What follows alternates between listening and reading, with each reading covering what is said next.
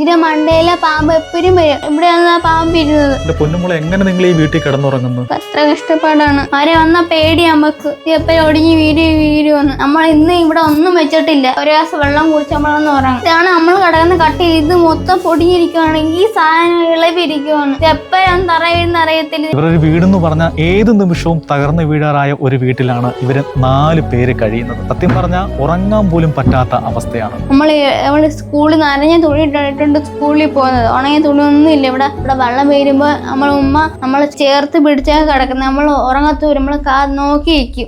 ഒന്ന് വിരലെ ദൈവത്തിന്റെ പ്രാർത്ഥിച്ചാണ് നമ്മൾ കിടക്കുന്നത്. കൂട്ടുകാരൊക്കെ മൂക്ക് ചോറ് കൊണ്ട് കൊടുക്കുന്നില്ലേ? അവരാണ് തുണികൾ പോലും കൊടുക്കുന്നതല്ലേ? ഇപ്പൊ ടീച്ചർമാരെയും കൂട്ടുകാരുടെ ഒക്കെ സഹായത്തോടെയാണ് മോള് പഠിക്കുന്നതെല്ലാം. ഇപ്പൊ ചവിട്ടേണ്ട അറിയാം താന്നു പോകുന്നത്. നല്ല തറയായിരുന്നു. വെള്ളം വീണ് എല്ലാം ഇടിഞ്ഞ് പോവുക. ആയൂര് അമ്പലംകുന്ന് എന്ന് പറഞ്ഞ സ്ഥലമാണ്. മന്ത്രിക്കുന്നും പുറന്നാണ് ഈ പ്രദേശത്തിന്റെ സ്ഥലപ്പേര്. എന്തായാലും ഈ പൊന്നുമോക്ക് അവരുടെ വീടിന് ആവശ്യമായ എന്തെങ്കിലും സഹായം ഇത് കാണുന്ന ആരെങ്കിലും ഉണ്ടെങ്കിൽ ചെയ്യണമെന്നാണ്. സഹായിക്കണം. നമുക്ക് പൈസയൊന്നും വേണ്ട. നമുക്ക് ഈ വീട് ശരിയാക്കി എന്നാൽ മാത്രം മതി.